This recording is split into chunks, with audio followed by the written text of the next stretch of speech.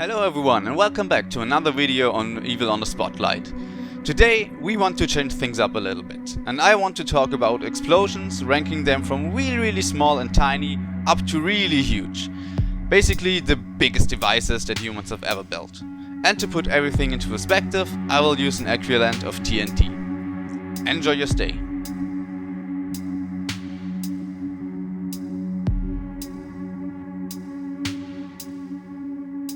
Let's start out with a small firecracker with an equivalent of roughly 1 gram of TNT.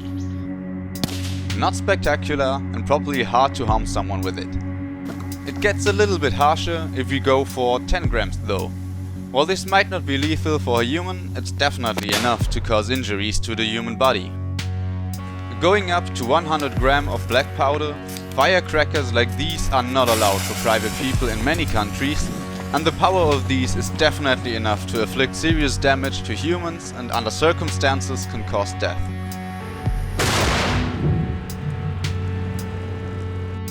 This becomes clearer once you realize that the American M67 grenade only contains around 200 grams of explosive material. It should be noted that it's usually not the explosion itself that kills people though, but the fragments that fly through the air. Your chances of survival if you're standing next to a firework containing 500 grams of black powder become a lot smaller. Skin is not really made to withstand these kind of forces. At 100 gram or 1 kilogram, we reach the point where survival is probably not a possible outcome anymore.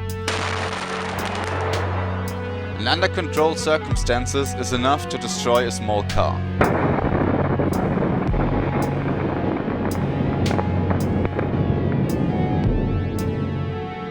Increasing the power by a factor of 10 again, and we are at 10 kilograms of explosive material. I don't think it's hard to see that this can kill multiple people at once, which is proven by the fact that many small bombings were carried out with 10 to 15 kilograms of explosives.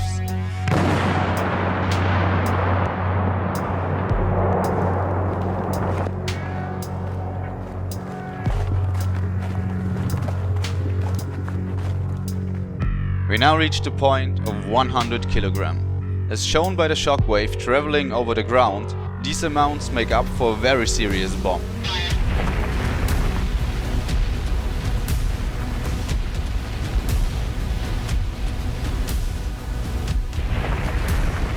Bombings of the past that claimed more than 10 lives have been carried out with less than this.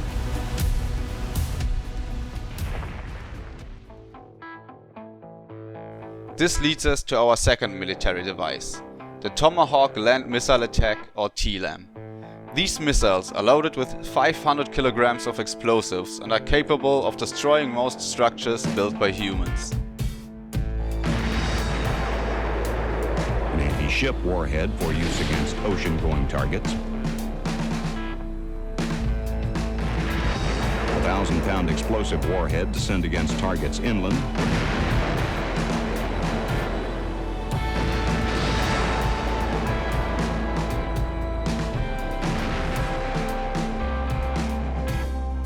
Next up, we have an effort made by the Mythbusters to create artificial diamonds in the container of a salmon truck, loaded with a whopping 2.5 tons of explosive material.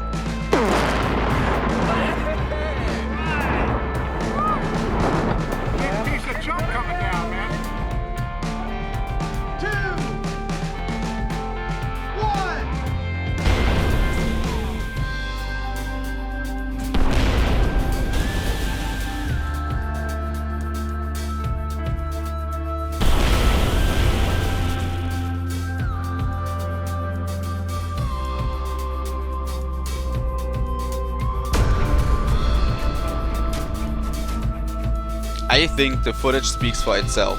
I recommend checking out the whole episode though. Going back to military devices, we have the American MOAB, which is short for Mother of All Bombs and can cause an explosion with an equivalent of 10 tons of TNT.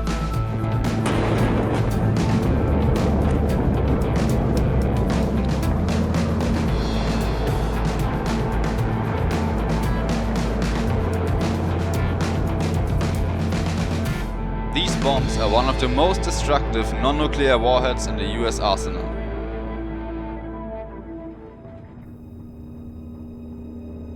surpassing the power of non-nuclear bombs and warheads, and we have reached 100 tons. This first clip, recorded in 1945, is actually a test explosion caused by the US military in preparation for their first nuclear test called Trinity.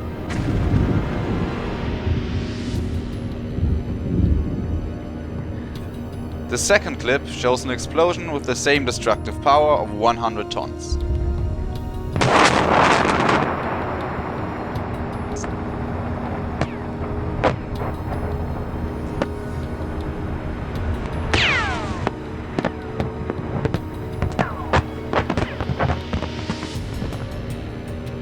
This next one is kind of famous, and it's an accident that occurred in an American chemical plant that produced fuel for rockets. Ooh, that's gonna be loud. The magnitude of that sound. The explosion happened in 1988 and was estimated to be equivalent to 250 tons of TNT and spread quickly through worldwide media. Oh no, there's gotta be hundreds. Hey, you got that? But the destruction has only just begun. Minutes later, two smaller explosions ripped through the desert. Oh, there's another one. Well, they had all that fuel stored up. And another. 4 minutes after the initial blast, the fourth and largest explosion erupts from the factory.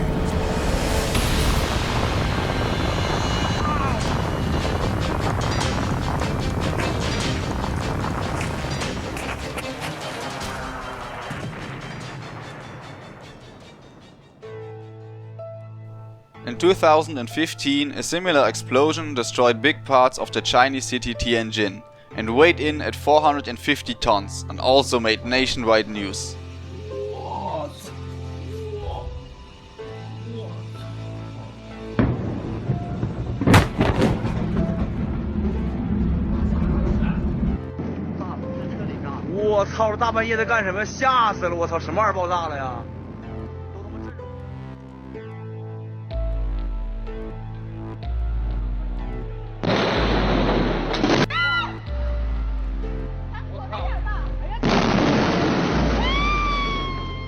With almost the same power of 500 tons or 0.5 kilotons, we have this explosion that looks like a nuclear bomb, but is in fact stacked explosive carried out under the name Operation Sailorhead, which was a series of test explosions by the American military.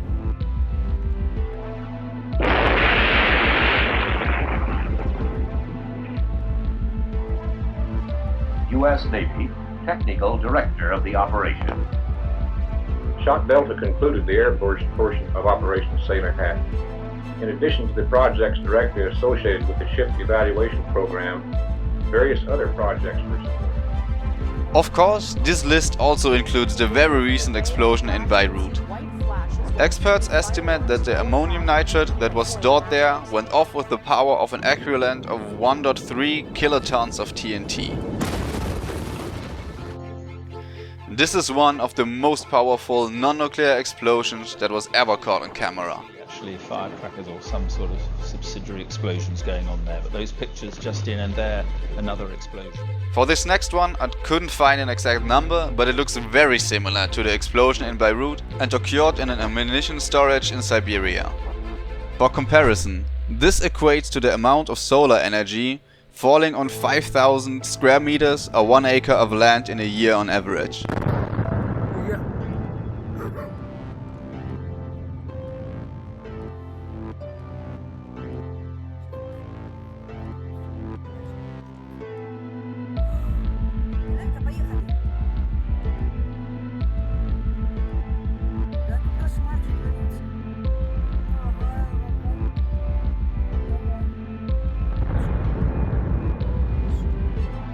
Before we go into the nuclear bombs, this footage shows a series of explosions as part of a military operation against the Nazis in World War II. The British Army placed and detonated explosives with an equivalent of 3.2 to 6.7 kilotons of TNT on a small German island called Heligoland or Helgoland.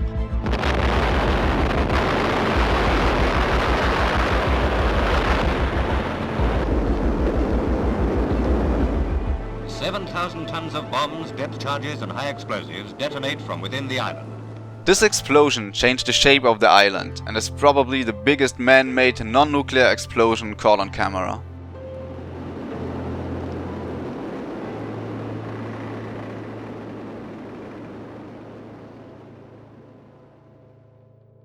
Whatever remains, it is improbable that the island can ever again be used as a war base.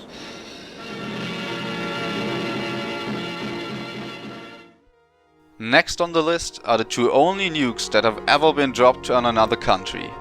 First, we have a bomb called Little Boy that was dropped by the American military on the Japanese city of Hiroshima.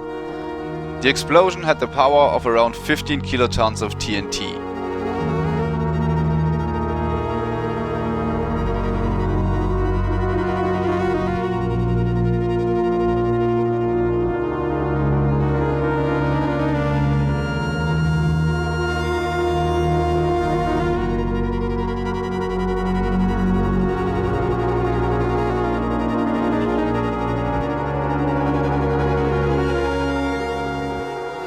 The second nuke hit the city of Nagasaki and stands at 21 kilotons.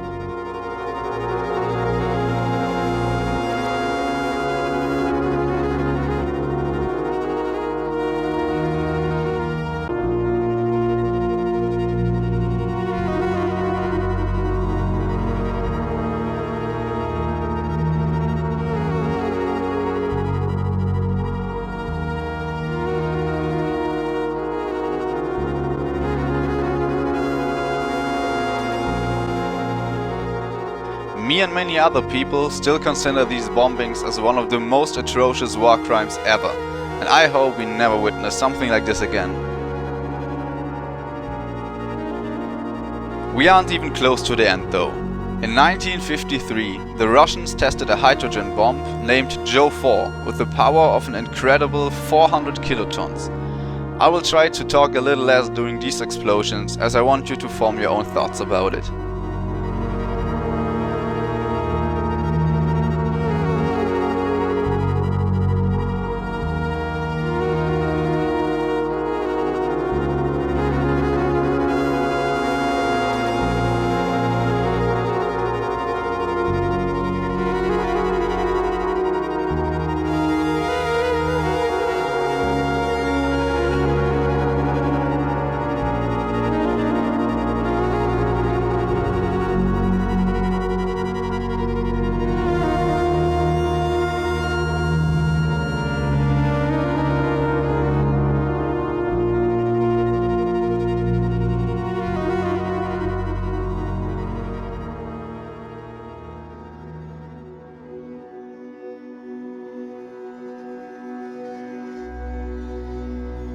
In 1952, the year prior to the Joe 4, the Americans tested a nuclear bomb with an estimated power of 500 kilotons of their own, under the name Operation Ivy King.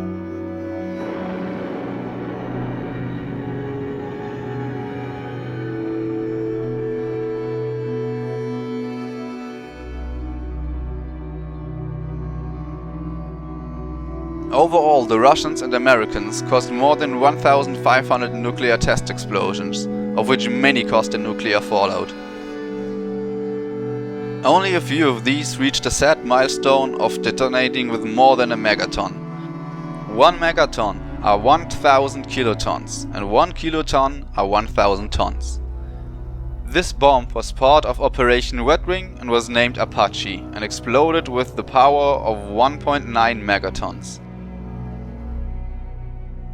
For comparison, 1 megaton of TNT is enough to supply an average American household for around 100,000 years.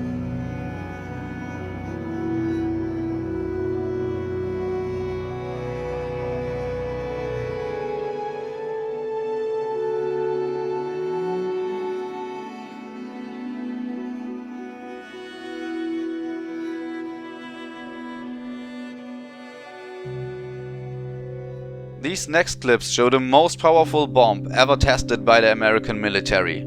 The test took place in 1954 and was designed to explode with a power of around 6 megatons of TNT. But due to unforeseen reactions with lithium-7, the bomb yielded an incredible amount of 15 megatons and also led to an unexpected radioactive contamination of the area.